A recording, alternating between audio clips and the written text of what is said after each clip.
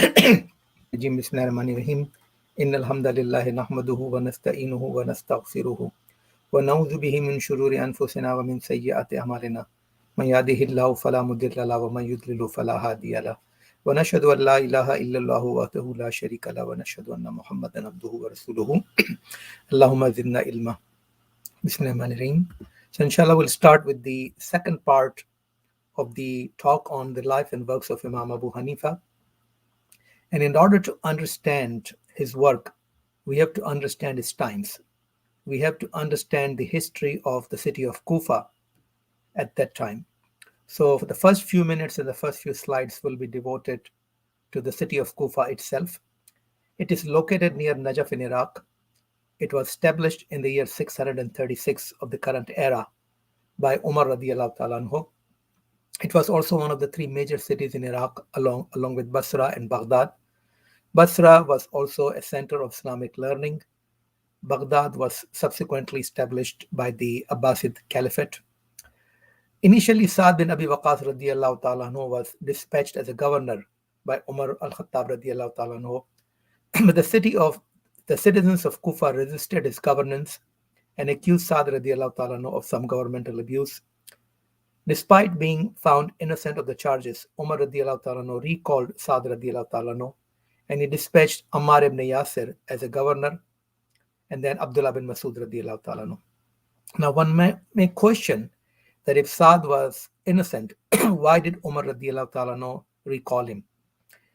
And sometimes such decisions are made in the better interest of the person.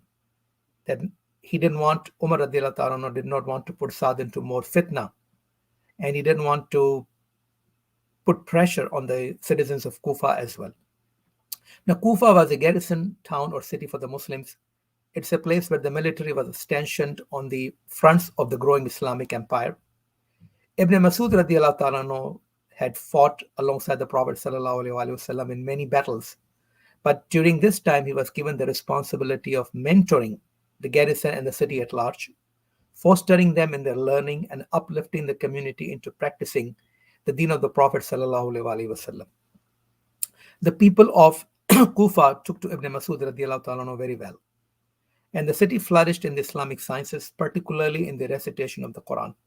Now, I must mention that Ibn Masud radiallahu ta'ala anhu has the honor that the Prophet sallallahu alaihi wasallam himself asked Ibn Masud to recite the Quran in his presence. Now, several of the modes of recitation originate from the disciples of Ibn Masud radiallahu ta'ala anhu and from Kufa, including the most famous and the most prevalent qira of Asim, and from him the qiraat of Hafs that is being recited in most of the Islamic world today.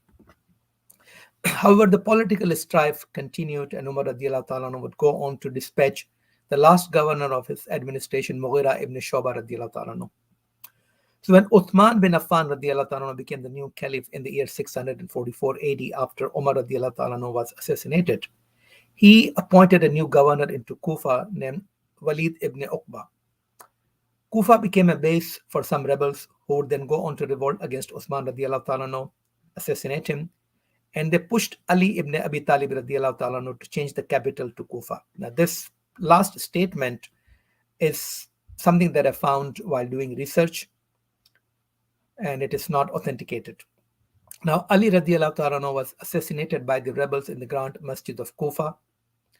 After the brief caliphate of Hassan radiallahu ta'ala anhu, which according to many historians lasted only about 6 months, Muawiyah radiallahu ta'ala anhu established the Umayyad dynasty and governed his caliphate from Damascus, Syria.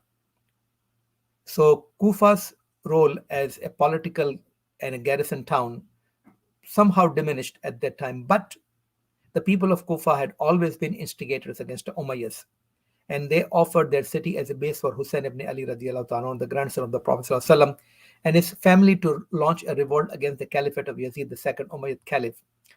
But when Hussein radiallahu ta'ala reached Kufa, these people turned back.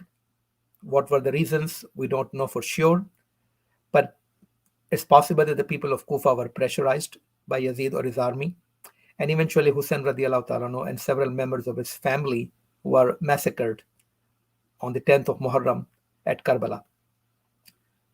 Since that incident, the people of Kufa were put under intense subjugation and oversight by the Umayyads, which bred socio-political frustration in the city. Now we'll talk about the politics and dogma which were going on at that time, and this has particular importance in the life of Imam Abu Hanifa. When we looked at the life and works of Imam Malik, we discussed some of these issues in detail. Imam Malik was basically a faqih and a muhaddis, but at the same time he had to be involved into the issues of dogma much against his own pleasure. The Umayyad dynasty ruled from 661 to 750 AD when they were overthrown by the Abbasids. An influx of factions, ideologies, and philosophies continued to flourish in Kufa. This is the right word to use, and it caused division and confusion. There was one faction which consisted of the supporters of Ahl Bayt, which were the descendants of Ali radiallahu ta'ala and the people of the Holy Prophet sallallahu alaihi wasallam. At that time, the boundary or the demarcation between Ahlus Sunnah and Ahlus Shia was not very well established. There were people whose aqaid were the aqaid of the Ahlus Sunnah wal Jama'ah, but they supported the cause of Ali radiallahu ta'ala. The second group consisted of the descendants of Abdullah ibn Abbas radiallahu ta'ala, the cousin of the Holy Prophet sallallahu alaihi wasallam, the Hibrul Ummah, the scholar of the Ummah. And his descendants, Abdullah bin Abbas radiallahu ta'ala, had passed away. He was alive at the time of Caliphate of Yazid, however. But at the time when the revolts started against the Umayyads, he had already passed away. And eventually the descendants of Abbas radiallahu ta'ala established the Abbasi Caliphate in the year 750 during the time of Imam Abu Hanifa. So Imam Abu Hanifa, like Imam Malik, witnessed both dynasties, and the rule of those dynasties had profound influence on their life and work as well. The Khawarij in Kufa, who were responsible for the civil war that broke out between Ali radiallahu ta'ala and Muawiyah radiallahu ta'ala, were also based in Kufa. The history gives us some details about the Khawarij. They fought alongside Ali radiallahu ta'ala in the Battle of Jamal and Battle of Siffin against Muawiyah radiallahu ta'ala. And when Muawiyah's armies saw that they were losing, the soldiers put the Quran, the copies of the Quran or Musaf, which they had at the time, on the point of their spears. And Ali radiallahu ta'ala spared their life, which Khawarij did not like. And when both Ali radiallahu ta'ala and Muawiyah radiallahu ta'ala appointed Hakam or judges, the Khawarij turned against both of them. They deviated from the mainstream. They believed that a Muslim who committed a major sin was excommunicated from the religion and was marked for death. And they, ma'azallah, declared both Ali radiallahu ta'ala and Muawiyah radiallahu ta'ala to be kafir as well, because they accepted the adjudication of the Hakam or the arbitrators. There was a group called Qadariya. We had read about that when we discussed Imam Malik radiallahu ta'ala. They asserted that Muslims had absolute free will and were free from the path determined by Allah subhanahu wa ta'ala for them. So they did not believe in destiny. They believed in absolute free will. The Mu'tazila were another group. They were rationalists who challenged the everlasting characteristic of Allah subhanahu wa ta'ala or the sifat of Allah subhanahu wa ta'ala. They had their own arguments. And they also asserted that Allah subhanahu wa ta'ala's trait, such as speech, kalamullah, must have been created. And we saw that Imam Malik considered those people to be out of the fold of mainstream Islam. The influx of Greco-Roman and Aristotelian philosophies started in the time of the Banu Abbasi Caliphate, when some of the Christians became Muslims, and some of the non-Muslim Christians started to translate the works of Greek philosophy into Arabic. This eventually led to theological discussions, even among the Muslims, to bring both philosophy and religion into harmony. This process had started in Christianity, but now it also affected the Muslims. There was a ban on the scholars' participation in political debates by the Umayyads. They feared that the ulama could take advantage of the caliphate's governmental abuse as a reason for the people to rebel. And we have read that Imam Malik did not openly support the armed rebellion against the Khalifa. It was clear that Kufa was a very unstable melting pot of different ideologies, different philosophies, even different factions among the Muslims.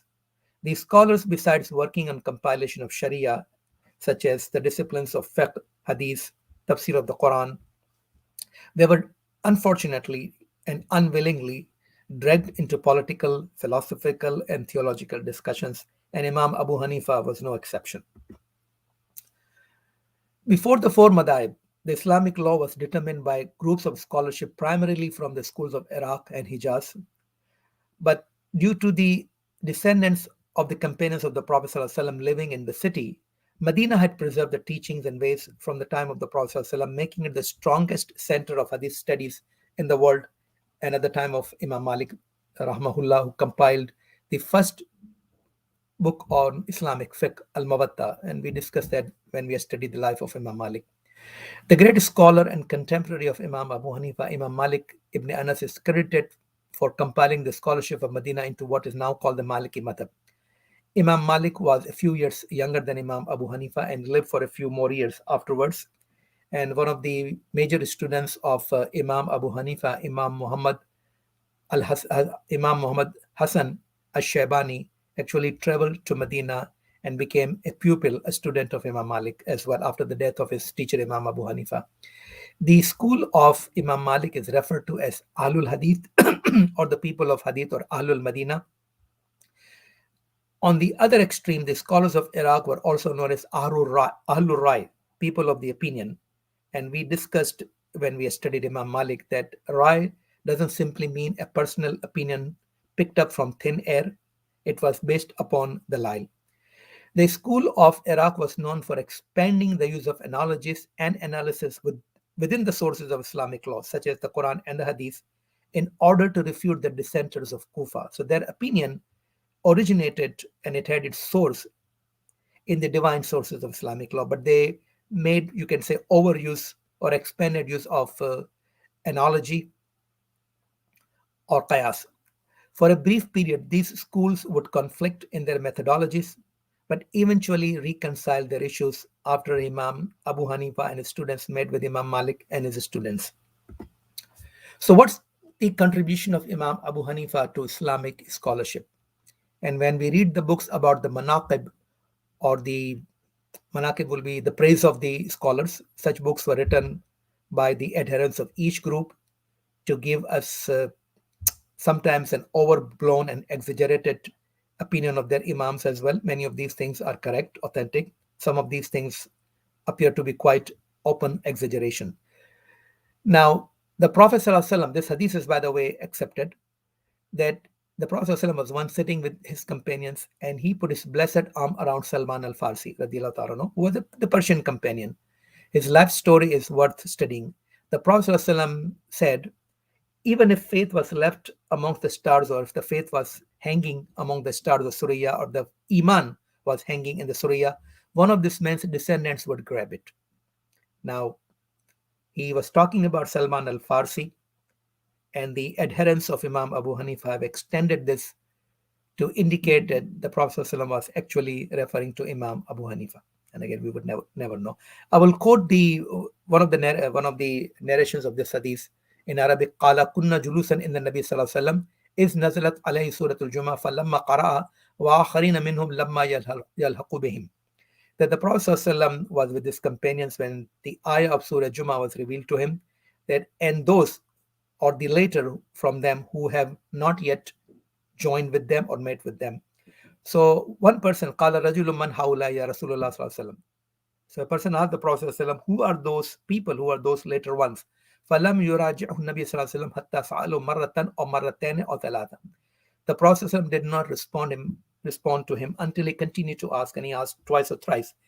قال وفينا Salman al-Farsi رضي الله تعالى عنه. So the person said, the narrator said that the Prophet ﷺ said, while Salman al-Farsi was among us, قال فوضع النبي صلى الله عليه وسلم يده على سلمان. The Prophet ﷺ put his hand on Salman, or on his shoulder. ثم قال لو كان الإيمان. And I mentioned this hadith with these different narrations previously, that sometimes it is kan al-iman, sometimes it is kan al-ilm. So law kana ilmu in the Surya lananalahu rijalu min haulai, that if iman or faith was left amongst the stars, or Pleiades, Surya is translated as Pleiades, as a congregation of stars, then people from his community or his people, some men from his community would get it, would go and find it, which means there will be highly qualified, highly knowledgeable scholars from his descendants or from his community. Imam Abu Hanifa had a Persian background, as we have studied. So the Hanafis think that this hadith is referring to Imam Abu Hanifa radiallahu ta'ala. No, and all we can say is Wallahu alam. So Imam Abu Hanifa's first area of focus was the subject of Aqidah. Aqidah has always been the favorite subject or topic of a study of highly intellectual, highly intelligent people, and Imam Abu Hanifa was a brilliant mind. At that time, Aqidah, or the Islamic dogma, which was in its formative stages, was threatened by deviant ideologies festering in Kufa at that time. Things were very simple at the time of the Prophet ﷺ. People, the Sahaba Ridwanullahi alayhim ajmain, and the early Tabi'un accepted what was in the Quran and Hadith with open heart, and they did not dwell upon it. They did not dive deep into the deeper issues of the Aqidah. They practiced more than they discussed. But times were different. People were discussing and not practicing as much. So Imam Abu Hanifa would champion the field, debating against the figures of the aberrant creeds, or people who were subsequently declared to be outside of the mainstream of Islam, because their ideology, their version of the Islamic ideology, seemed to differ from the established opinion. One of the most noteworthy stories of Imam Abu Hanifa, and there are many of them, that highlighted his knowledge as well as his way of debating and approaching the problem. So this was his confrontation with an orator from the Romeo Christian land. Now, we don't know the exact identity of the person or his name. The story is present in the Hanafi books. You can read it. So the man posed 3 questions to Imam Abu Hanifa. And I've read quite a few stories where people would come and ask theological, hypothetical questions to Imam Abu Hanifa, and he would make them think about the answers. So he would lead them towards what he wanted them to understand. So the 3 questions is, where is Allah subhanahu wa ta'ala facing? Second, what was before Allah subhanahu wa ta'ala? And the third question was, what is Allah subhanahu wa ta'ala doing right now? So in those days, people would ask such questions, and learned scholars would answer them without insulting or without declaring the person as a kafir. So in his response to the first question, which is, where is Allah subhanahu wa ta'ala facing? It's a question of direction. And again, it has to do with, is Allah a person? If he is a person, then obviously he has some dimension, he's in some dimension, he is facing some direction. It was a very deep question. So Imam Abu Hanifa rahmahullah lit a candle and asked the man where the light of the candle was facing. So the person declared that similar to how the light of candle was not directed one way and filled the room, the same was true of the nur of Allah subhanahu wa ta'ala. Because Allah subhanahu wa ta'ala describes himself as Allahu nurus samawati wal ard. And the nur is not in one particular direction. The nur fills the entire dimension of the universe. So that was Imam Abu Hanifa's answer. But he answered him by lighting a candle and then asking him to think about it. The next question, which is what was before Allah subhanahu wa ta'ala. So Imam Abu Hanifa asked the question to count backward from 10, like 10, 9, 8, 7, and so forth. And he encouraged the questioner to continue after number 1. And the questioner responded that he could not count beyond 1 in the reverse direction. So Imam Abu Hanifa said in the same way, we do not entertain a before to Allah subhanahu wa ta'ala because it is out of our comprehension. Again, this is a very intelligent answer, that human being will never be able to match the knowledge of Allah subhanahu wa ta'ala. No matter how smart a person is, his ilm, his understanding, his intellect is limited. Our reason has its own boundaries, it has its own limitations. We can never cross, a human being will never be able to cross certain boundaries. Now, before answering the last question, which was, what is Allah subhanahu wa ta'ala doing right now? Imam Abu Hanifa requested to give his answer from a higher elevation than the questioner because it was the Imam who was speaking. So now a teacher sits at a higher level than the students. And that's why we have a member as well when the Imam is giving the khutbah. The questioner obliged. So he allowed Imam Abu Hanifa, who was sitting with him at that time, to go a little bit higher. And then Imam Abu Hanifa responded to the last question saying that Allah has disgraced the questioner by giving the higher physical state to the one who protected his deen. So at that moment, this is what Allah subhanahu wa ta'ala did. Again, we have to reflect upon this. And the questioner was obviously, he did not have any further questions or any objections. So now, Al Fiqhul Akbar. I mentioned in the last lecture that there is no authentic book attributed to Imam, written by Imam Abu Hanifa, except that we find that there is a book called Al Fiqhul Akbar, and actually I have a copy of it. I have it in English translation, and I have some commentaries upon that as well. It is supposed to have been either written or dictated by Imam Abu Hanifa, and it is considered to be his crown text. It's in the subject of Aqidah. Now, you might say that why is it called Al Fiqh al Akbar or the Great Fiqh? Actually, Aqidah was part of the fiqh. The very early scholars, including the Muhaddisun as well, included the book of Iman in the book of Hadith. Like Imam Bukhari's As-Sahih actually starts with the Kitabul Iman, and it does discuss a lot of fiqh issues. If you read the Bukhari superficially, you will not get it. But if you learn Bukhari, the Sahih Bukhari, from a real scholar, you will find out that Imam Bukhari is actually discussing all of the theological and dogmatic questions and issues which were prevalent uh, at his time and even before that. So Imam Abu Hanifa's book Al-Fiqh al-Akbar doesn't deal with the fiqh as we understand, which will be like how to perform wudu and how to pray and so forth. It actually deals with the issue of Aqidah, which was part of the fiqh at that time. So this text became as a reference for subsequent books of Aqidah. It is still referred to by current scholarship, and it influenced Imam Tahawi, who subsequently composed the very famous book Aqidah Tahawiyah, which is an encompassing summation of the Aqidah of Al-Sunnah wal Jama'ah. And Imam Tahawi refers to Imam Abu Hanifa and his students quite frequently in this book. It's a very short book. Even Imam Hamza Yusuf has translated it. It's worth reading what our Salaf actually believed and what's considered to be what's considered to be the Aqidah of Al-Sunnah wal Jama'ah. Many commentaries on Aqidah Tahawiyah have been written in Urdu, English, Arabic. Many lecture series are available on Aqidah Tahawiyah as well. And it is read not just by the Hanafis but non-Hanafis as well. Imam Tahawi actually was a Shafi'i initially, and his uncle, and I'm blocking on the name, perhaps it was Imam Subuki, who was one of the leading scholars of the Shafi'i madhab at that time. But Imam Tahawi afterwards became a Hanafi, a very strong Hanafi. Now, at-takhasus fil fiqh, which means specialization or doing a fellowship in fiqh. So Imam Abu Hanifa transitioned into the subject of fiqh to where he studied under his beloved teacher Hammad ibn Ali Abi Sulaiman, who was his senior only by 9 years. So from the dogmatic issues, Imam Abu Hanifa now moved to the actual field of Islamic jurisprudence and eventually went on to become the proto-founder of the Hanafi madhab. Imam Abu Hanifa is supposed to have stayed for about 18 years under the tutorship of Hammad. The teacher and the student loved one another and were very close to each other.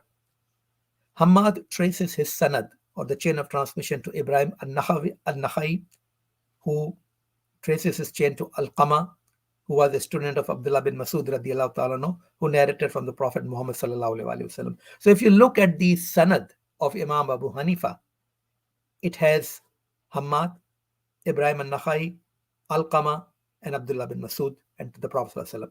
And for Hanafis, this chain of narration is beyond any doubt, because all of these individuals, I'm talking about Hammad, Nakhai, and Al-Qama. We are not talking about Abdullah bin Masud, because Sahaba are all udul, they are all just. We do not question their authenticity, we do not question their character. But scholars do look at the Tabi'un, the Atba'ut Tabi'un and their students. So Hamad, Ibrahim, and Alqama. Alqama was a Tabi. Ibrahim al-Nakhai was a minor Tabi. Hamad had made some Sahaba, but is not considered to be a Tabi. Imam Abu Hanifa is also reported to have made at least 8 Sahaba and is considered to be a minor Tabi. And all of these, for Hanafis, are very reliable people. Now, how do we know about a scholar? How do we judge a scholar? We judge him from his lineage and his legacy. The legacy is judged through his works, his opinions, and his students, and his lineage or his qualification is judged from who his teachers were.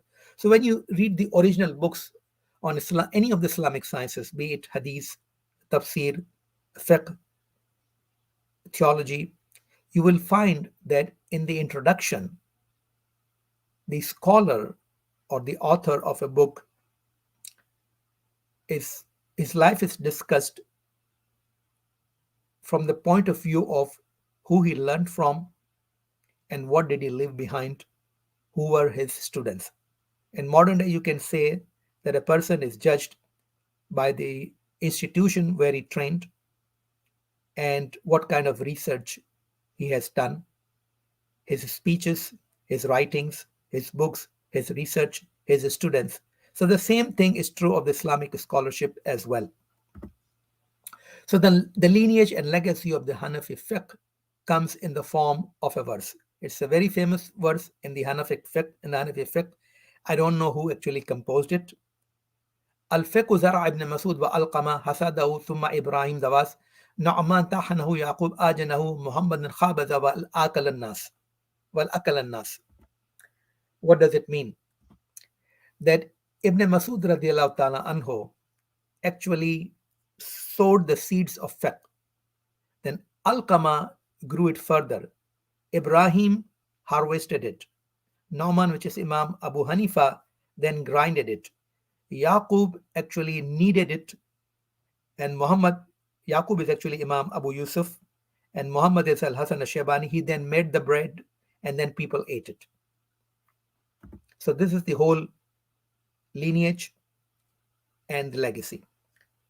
Now it is mentioned that the most learned people among the Kufa were Ali radiallahu ta'ala anhu and Ibn Masud.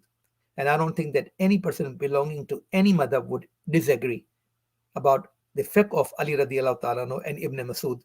And many opinions in Hanafi fiqh can be traced to the opinions of Ibn Masud and Ali radiallahu ta'ala anhuma. So it's not Imam Abu Hanifa's opinion. We have to understand this very clearly. Now, of the ashab of their ashab, the most knowledgeable was Alqama. Now, if we look at this word ashab, you will find it very commonly mentioned in the Arabic books on Islamic fiqh. Ashab is plural of sahabi or sahab, which can be translated as companion, but it's actually the students. The students of a teacher, after learning for years and years, were then considered to be the companion of the teacher, no longer the student. And I will give you a couple of examples. When I came here and I started my training, I had been trained in Pakistan and England for years, but still I was a trainee over here, and I would address my seniors, some of them were actually younger to me in age, as Dr. So-and-so, and initially I would call them sir as well because I was from a British background. And they would say, don't call me Dr. Popkins, call me Joel, because you're no longer a student, you are a colleague. My son is doing his PhD, he's already done a couple of years, and his mentor, whom he used to call Professor Brown, recently said, don't call me Professor Brown now, you're my companion now. So this was in the Islamic scholarship as well, that after a person has been under study of a teacher after many years, he's now brought up to be called a colleague, ashab. They never degraded, they never made a student feel that they were somehow inferior to the teachers, which is unfortunately the practice in my initial country, my first country, Pakistan, still my country. Of the colleagues or companions of Alqama, the most knowledgeable, the most discerning one was Ibrahim al-Nakhai. and of his companions Hamad, and of Hammad's companion Abu Hanifa, and of the students or ashab subsequently of Imam Abu Hanifa, Abu Yusuf, Qazi Abu Yusuf, Yaqub Abu Yusuf. Inshallah, we'll discuss his as well. And then the companions of Abu Yusuf, initially students, later companion of Abu Yusuf, they spread throughout the Islamic world. And of them, the most notable one was Muhammad Hassan al-Shaybani, and of his students, his companions, Imam al-Shafi. In fact, it is mentioned that Imam Muhammad Hassan al-Shaybani married Imam al-Shafi's mother. And this comes from a very famous book, Siyar Alamun Nubala, from which I've taken most of this material. Now we'll discuss some of the teachers of, we will discuss Hamad ibn Abi Sulaiman, who was the teacher of Imam Abu Hanifa, and his teacher Ibrahim al-Nakhai, and his teacher Al-Qama, just to give you a flavor of the lineage of Imam Abu Hanifa. So Hamad bin Abi Sulaiman is considered faqih wa alim min al-Kufa, a jurist and a learned person of Kufa, and he was the sheikh and muallim. He was the senior, he was the teacher of Imam Abu Hanifa, who stayed with him for about 18 years or more until Hamad died. And what points to the love that Imam Abu Hanifa had for his teacher is the fact that he named his son Hamad to honor his teacher. So Hamad is the name of son of Imam Abu Hanifa. And he was a resource for the fuqaha. I mean, there were other fuqaha as well, but if they were stuck with something, they will go to him. I'm a specialist in my field, but if I get stuck, I will go to my senior colleague, who used to be my teacher, but now he's my colleague. He calls me my colleague. So if I get stuck, I use him as a resource. And he is considered to be among the tabi'in, the fuqaha of tabi'in. So obviously, there were thousands of tabi'in, but not every tabi'i was a faqih. There were a few people who were faqihs, and Hamad ibn Sulaiman was among them. And he learned the fiqh from Ibrahim al-Nakhai. Hamad passed away in the year 120. Some say 132, but again, Allah knows best. And then Imam Abu Hanifa took over. So Hamad is also described as Allamatul Imam Faqihul Iraq, Abu Ismail bin Muslim al-Kufi, Maul al-Ash'ari'in, Aslahu min Isfahan. So he was also, like many other scholars, his origin from Persia, Isfahan, and his family was the Mawla of Ash'aris. Ash'aris was the tribe of Yemen. Abu Musa al-Ash'ari, the most famous Ash'ari scholar. So his family had taken Hammad's family as their protected people. Mawla, I've already discussed this concept before. And Abu Sulaiman, who was the father of Hammad, was the freed slave of Abu Musa al-Ash'ari radiallahu anhu. So you can say that Hammad actually grew up while his father was a released freed slave of Abu Musa al-Ash'ari. Did he meet him? Did he learn from him? I don't know that. But we know that Hammad has actually narrated ahadith from Anas bin Malik radiallahu ta'ala anhu, and he learned fiqh under the tutorship of Ibrahim al-Nakhai, and he was his most notable student. He was also very experienced in munazara and rai. Munazara is debates, and rai in giving an opinion. But again, as I mentioned, the concept of rai is different. And he is also reported to have heard from other scholars. And his teachers, there were many of his teachers. The most famous, obviously, is Abu Hanifa, his own son Ismail bin Hammad. Then there are other, including Al-Amash, Muhammad bin Ibn al-Jafi, Sufyan al-Thawri, Hammad bin Salama, Shu'bah bin Hajjaj. So there is a long list of the teachers. As I mentioned, the lineage is important and the legacy is important. So when you read the life stories from authentic earlier books, they will mention the teachers and they will mention the students, just to give us who that person was. And he is also described as Kana Ahadul Ulama'ul Azkiya wal Kiramul Asqiya Lahu Tharwatun wa Hashmatun wa Tajammul. This is classical Arabic that I love. He was one of the scholars who were very smart. He was very noble. He was very generous. He had wealth. He was beautiful, and people stood in awe of him. He has a very strong personality. Now, I will give you a quote which is worth memorizing from Hamad. I actually posted it on Facebook as well. That Mamar, who was also a scholar, he said, I told Hamad that I used to be a leader and I used to an Imam among your ashab, your colleagues, your students. But then I turned away from them and I became a follower. Just try to think about it. What is he trying to say? That sometimes we consider that we are leader. Most of us actually want to be leaders. Very few people actually want to be followers. And if somebody's follower, he actually wants to be a leader. But here is someone who was a leader initially, and then he became a follower when he saw that someone was better than him. So Hamad then tells him that inni an akuna tabi'an fil haqq khairum min an akuna rasan fil batil. What a statement. So he said, it is better for me to be a follower of truth than to be a leader of falsehood.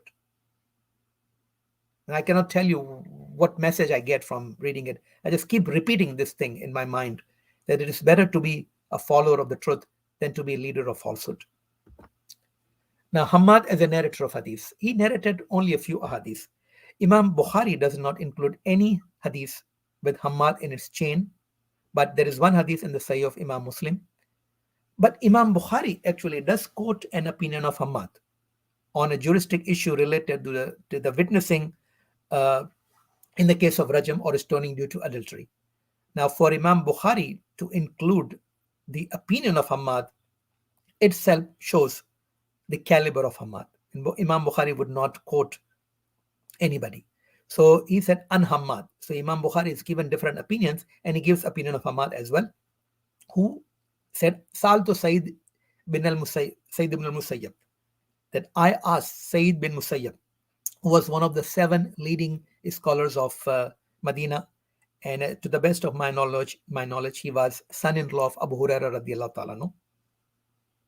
Actually, this is not what Imam Bukhari is quoted. Imam Bukhari is quoted a different thing about the adultery, that if a person himself confesses, what should be done. But this is a different juristic issue. This one is not mentioned in Bukhari. So Hamad has mentioned something that I asked Sayyid bin Musayyab about a person who is sexually impure. Can he recite the Quran? And this is an important issue. Can women during specific days recite the Quran? It's kind of, there is analogical connection between the two. And Sayyid ibn al-Musayyib said, Awalaysa huwa fi jawfi. Isn't Quran in his heart? I'm translating jawf as heart. Jawf actually means the abdomen. So is the Quran not in his heart? Which means that if he is impure, sexually impure, does Quran ma'azallah become impure because in his heart? Obviously not. So his opinion was, yes, he can recite the Quran. He cannot touch the Quran, but he can recite the Quran. Again, difference of opinion, but I'll just mention it.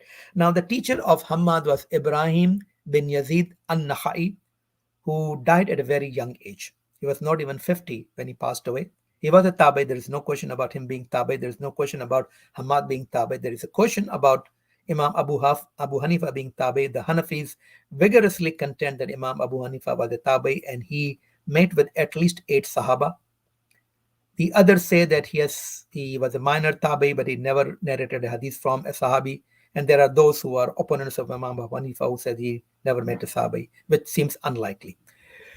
And Imam Ibrahim bin Yazid al-Nakhai was a Qari.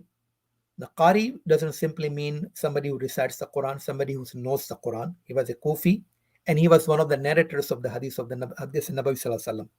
So we know that the teacher of Imam Abu Hanifa did narrate hadith, and although he has not narrated a lot of hadith that we have recorded, but his teacher, there's no doubt about Imam Nakhai that he was one of the narrators of the hadith. And to give him his full credentials, Al-Imam, Al-Hafiz, Faqihul Iraq, Abu Imran, Ibrahim bin Yazid bin Qais, Ibn al-Aswad bin Amr bin Rabi'a bin Zuhl ibn Sa'd bin Malik bin Nakh al-Nakhai al-Yamani thumma al-Kufi. I don't have to translate it. Ahadul Alam. Now the word Alam from Alam is a signpost of knowledge. You know, and Sayyid bin Jubair, who was a senior, when people approached him from Kufa to ask a fatwa on some issue, he said, Atastaftuni wa fikum Ibrahim? You are asking me a question while you have Ibrahim among you? Which means, why don't you go and ask him? A similar statement is reported to have been made by Abdullah bin Umar radiallahu ta'ala anhu, when people of Makkah came to him and asked him a fatwa, and he said, you come to me to ask a question while you have Ata ibn Rabaha.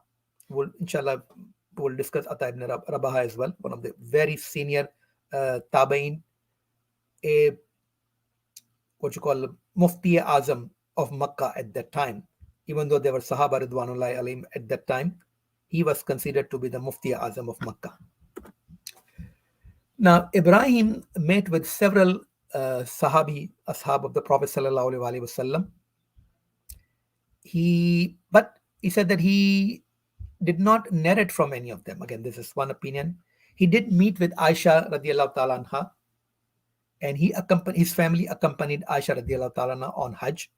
There was brotherhood, a relationship of brotherhood between Aisha radiallahu ta'ala anha and Nakhai's family.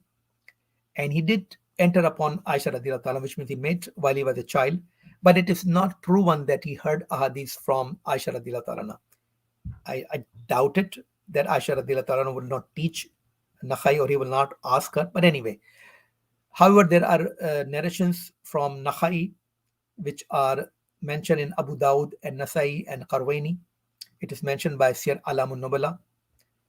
And Yahya bin Mu'in mentioned that Marasilu Ibrahim ahabbu ilayya min Marasil Shabi. Now, Marasil is the Mursal ahadith. These are ahadiths which a Tabai narrates from the Prophet sallallahu alaihi wasallam without mentioning the name of a Sahabi that he heard from. But it is understood that a Tabai of his caliber would not be lying. Even if he did not mention the name of a Sahabi, he must have heard a report from the Prophet ﷺ from one Sahabi or more than one Sahabi. And Yahya bin Mu'in, another famous scholar, said that the Marasil of Ibrahim are more beloved to me than the Marasil of Ash-Shabi. Ash-Shabi was a contemporary of Nakhai, and he's also a very famous scholar. We have discussed him.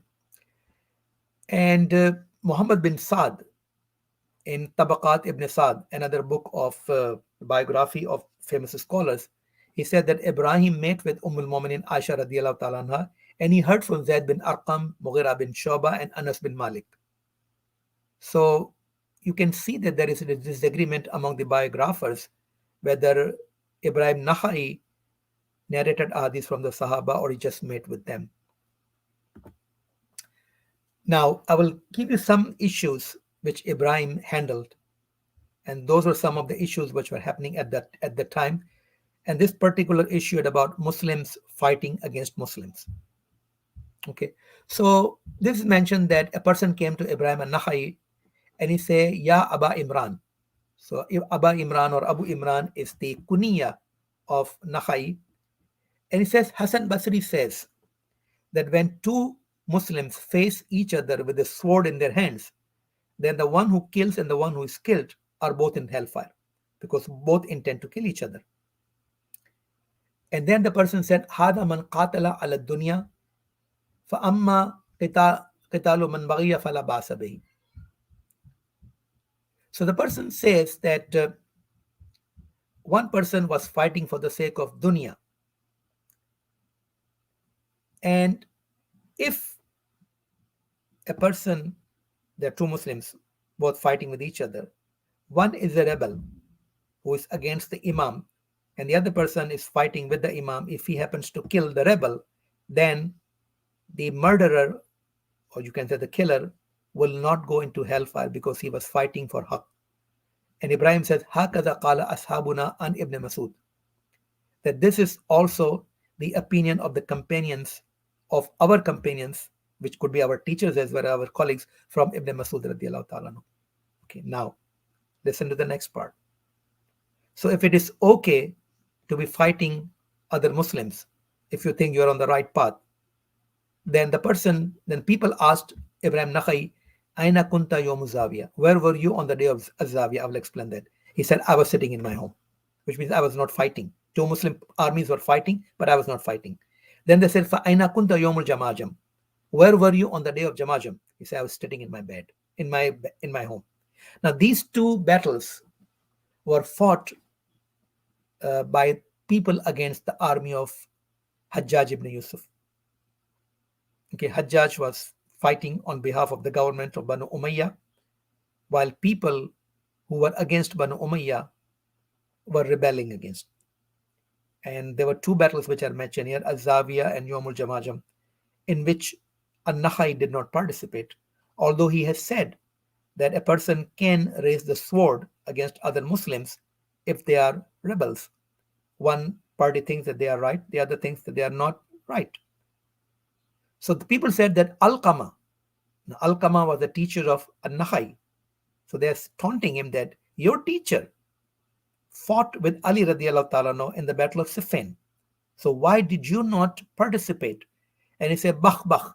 Bakh Bakh is a way of speaking when you are displeased with something. And he said, Man lana misla Ali ibn Talib wa rijalu.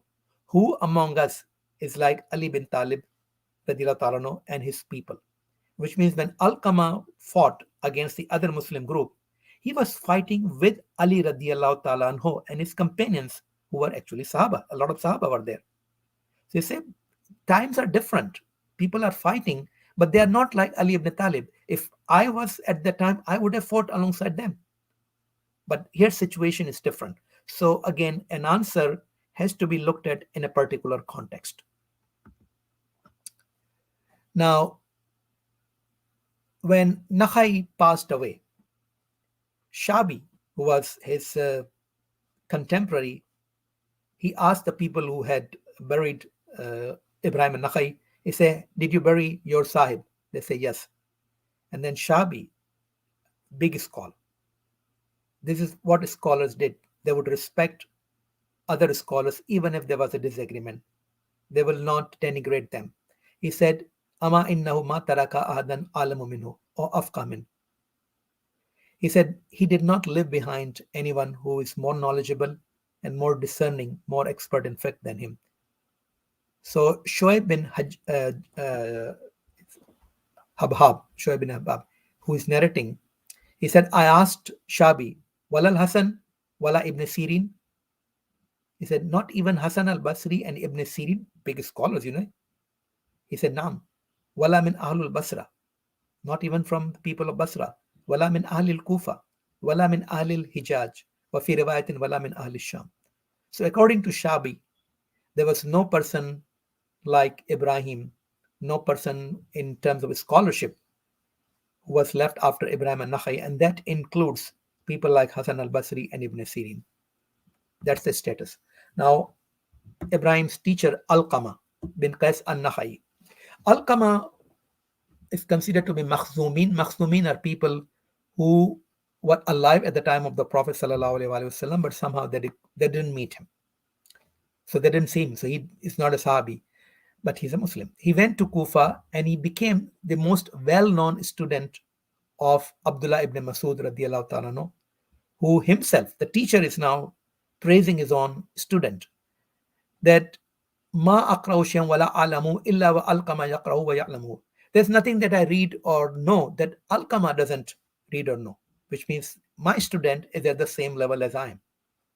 And no doubt about Al-Qama's narrating the hadith from Umar radiallahu ta'ala, Usman, Ali, Salman, Abu Darda, Khalid bin Walid, Huzaifa, Aisha, Khabab, Saad, Ammar, Abu Masud al-Badri, Abi Musa, Maqal bin Sanan, Salamata bin Yazid al-Jafi, and so on and so forth.